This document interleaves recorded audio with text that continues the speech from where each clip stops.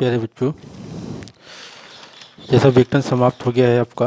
अब आपका अंशों का निर्गमन। अंश यानी किसी कंपनी की चुकता पूंजी जो वास्तव में कंपनी के जो स्थापित की जाती है, तो उसकी चुकता पूंजी के तहत जो पूंजी लगाई जाती है उसे एक अंश पूंजी का अंश कहा जाता है। यानी कि अंश पूंजी, जो पूंजी से व्यापार स्टार्ट किया जाता है। तो अंश का अर्थ क्या है? देखिए, अंश का अर्थ है कंपनी कुल पूंजी एक निश्चित राशि के छोटे छोटे टुकड़ों या हिस्सों में विभाजित होती है। इन्हीं टुकड़ों या हिस्सों को अंश कहते हैं, ठीक है ना। तो ये आपको देखिए, उदाहरण के लिए एक कंपनी की पूंजी 1 लाख रुपये है जो प्रत्येक 10 रुपये के अंशों में विभाजित है, तो यह कहा जाएगा कि अंश पूंजी 10,000, यानी 1 लाख को 10 से डिवाइड करेंगे तो 10,000 अंशों में विभाजित है। तो क्या होता है कि कोई व्यक्ति जितने अंश खरीदता है उसी अनुपात में पूंजी का स्वामी होता है। जैसे कहा जाता है कि जो व्यक्ति अगर एक कंपनी के अंशों को जितने अंश खरीद लेता है तो वो उतने ही अंशों के तहत उस कंपनी का हिस्सेदार यानी स्वामी कहलाएगा, उस शेयर धारक कहलाएगा। तो अगर वो 100 खरीदता है तो 100 अंशों का अंशधारी होगा। उतने ही अंशों के लिए उतनी पूंजी वो फर्म को देगा।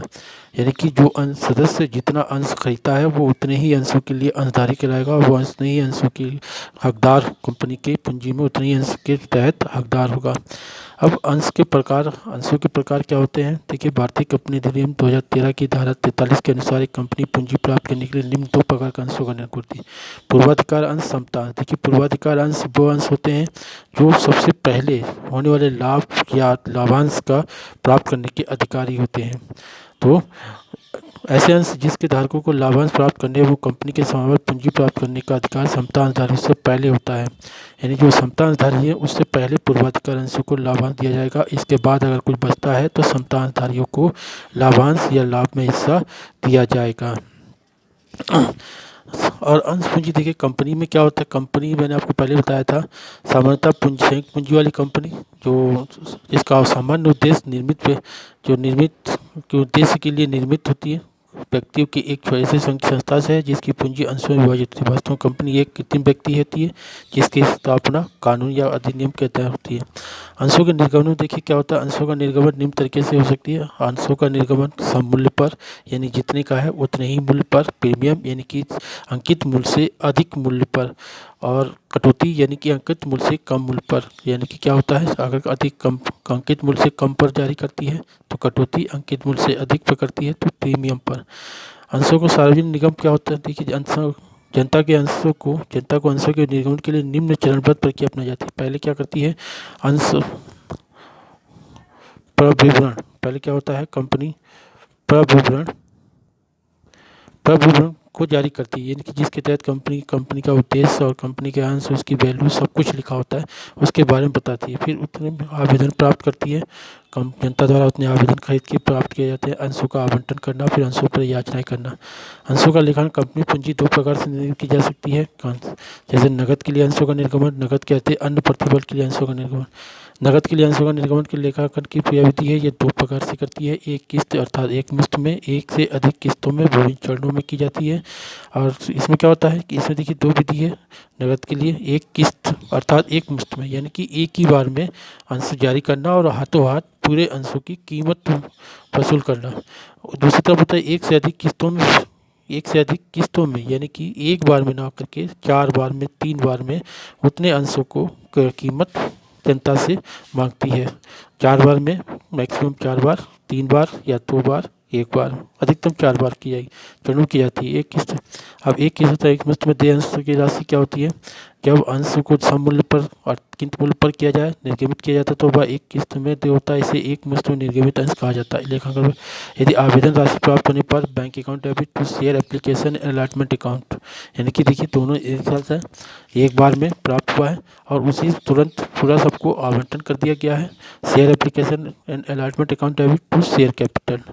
जैसे राम लिमिटेड ने 2000 समता अंशों को प्रत्येक ₹10 वाले का सम मूल्य पर निर्गमित किया। संपूर्ण राशि आवेदन पर दी थी। जनता ने सभी अंशों के लिए आवेदन किया और अंशों का यथाविधि आवंटन किया गया।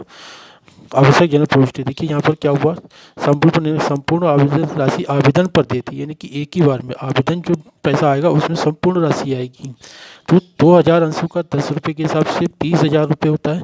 तो 20,000 रुपये यहाँ पर हमारे पास bank account debit to equity share application allotment और equity share application allotment account debit to equity share capital. देखिए पहले जो पैसा आएगा उस पैसे को शेयर कैपिटल में अंश पूंजी कैपिटल में यानी अंश पूंजी में ट्रांसफ़र भी करना होता है हाथों हाथ।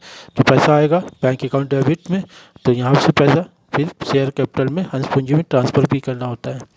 इसी तरीके से एक से अधिक किस्तों में अंशों के मूल्य पर यानी कि एक से अधिक किस्तों में क्या होता है कि जब कंपनी एक से अधिक किस्तों में जारी करती है तो कभी कभी जनता निर्गमित अंश किए गए अंशों को मूल्य एक मुश्त दे न होकर अलग अलग किस्तों में दे होता है। ऐसे अंशों पर मूल्य प्राप्ति निम्न प्रकार की जा सकती है: आवेदन पर, आवंटन पर, भिन्न याचनाओं पर। यानी कि 2 याचना होगी, पहली याचना और दूसरी याचना। आवेदन पर प्राप्त राशि को आवेदन राशि कहा जाता है, आवंटन पर देय राशि को आवंटन राशि कहा जाता है। शेष राशि कंपनी आर्थिक जरूरत के अनुसार कई भिन्न याचनाओं जैसे प्रथम याचना, द्वितीय याचना तथा अंतिम याचना से प्राप्त कर सकती है। देखिए सबकी एंट्री दे रखी है यहाँ पर। पहले क्या होगा, आवेदन की राशि प्राप्त होने पर bank account debit to share capital application, आवेदन पत्र राशि को पूंजी खाते में हस्तांतरित करने पर share application to share capital.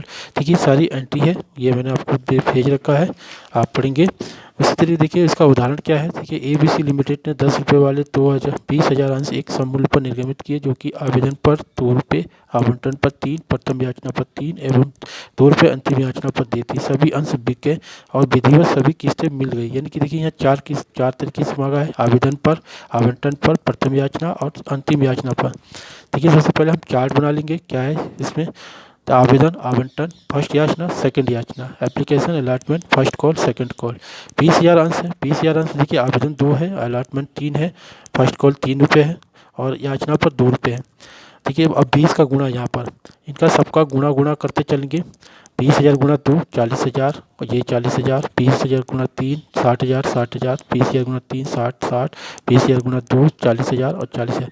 देखिए ये लाइन ऊपर की अलग है, नीचे की अलग है। ऊपर वाली जो होती है ड्यू, ऊपर की जो कॉलम होगा वो ड्यू होगा यानी कि इतनी राशि मिलनी है, और नीचे वाली राशि होगी जो रिसिप्ट यानी कि पैसा प्राप्त हो गया। तो अब देखिए यहाँ पर इस सब याद करने का एंट्री जो याद होगी उसमें सबसे पहले एंट्री हमारी ये वाली होती है, दूसरी ये होगी, फिर तीसरी ये वाली होगी, चौथी ये वाली होगी, पाँचवीं ये वाली, छठी ये वाली, सातवीं ये वाली, आठवीं ये वाली। ये 8 एंट्री है। अब 8 एंट्री को हम कैसे याद करेंगे। देखिए सबसे पहले ये ऊपर वाला जो एंट्री होता है इसमें होगा आपका एक लिख दूंगा आपको, अपोजिट में आप खुद ठीक समझ जाइएगा। तो इसमें देखिए पहला डेबिट में नहीं लिखूंगा बल्कि क्या लिखूंगा, टू शेयर कैपिटल अकाउंट। ठीक है, इसमें क्या होगा, बैंक अकाउंट डेबिट। इसमें मैंने 2 वाला नहीं लिखा है और इसमें डेबिट वाला नहीं लिखा है। और इसमें क्या हुआ देखिए यहाँ पर सब में एंट्री में बैंक अकाउंट डेबिट टू सब में जो आएगा वो आवेदन, आवंटन, फर्स्ट याचना, सेकंड याचना। इसमें डेबिट पर एप्लीकेशन, अलॉटमेंट, फर्स्ट याचना, सेकंड याचना डेबिट होगी और टू शेयर कैपिटल। जैसे पहली एंट्री हमारी होती है bank account debit to share application, bank account debit to share application account. ठीक है ना, दूसरी एंट्री होती है यहाँ पर डेबिट में share application amount debit to share capital, share application account debit to share capital. इस तरीके से तीसरी हो जाएगी share allotment account debit to share capital, ये हो जाएगा bank account debit to share capital और शेयर अलॉटमेंट। छठी और पाँचवीं हो जाएगी share first call account debit to share capital, यहाँ छठी हो जाएगी bank account debit to share first call. सातवीं हो जाएगी यहाँ पर share first second call account debit to share capital. आठवीं हो जाएगी bank account debit to share second call. देखिए यहाँ पर share allotment account debit to share capital, bank account debit to share allotment, share first call account debit to share capital, bank account debit to share first call, share first and second call account debit to share capital account, bank account debit to share first और second call account. ये 40,000। ये इस तरह की एक ही entry को आपको याद करना होगा, बाकी सब एंट्री आपकी सेम इसी तरीके से आगे करनी होगी, इसमें कोई गलत नहीं होगा। ये आप एक ही बार याद कर लें। इसमें बस ध्यान रखिएगा ऊपर वाले में, ऊपर वाली जो लाइन होगी उसमें टू शेयर कैपिटल लिखना है और डेबिट में इन सब का नाम आ जाएगा। शेयर फर्स्ट ये वाला करेंगे, शेयर आवेदन, शेयर एप्लीकेशन इसको करेंगे, शेयर अलॉटमेंट इसको करेंगे, शेयर फर्स्ट कॉल इसको करेंगे, सेकंड ये शेयर सेकंड कॉल। जब नीचे वाली लाइन करेंगे, नीचे वाली लाइन होगी तो इस सब में डेबिट में बैंक अकाउंट डेबिट होगा और क्रेडिट में टू करके टू शेयर एप्लीकेशन, इसको 2 शेयर अलॉटमेंट, इसमें 2 शेयर फर्स्ट कॉल, इसमें 2 शेयर सेकंड कॉल। ये एंट्री सिंपल तरीका है आपको याद करने का। एक ही बार याद करेंगे, हर एंट्री में आपको याद आता रहेगा और इसमें आप आसानी से सवाल को कर सकेंगे। धन्यवाद।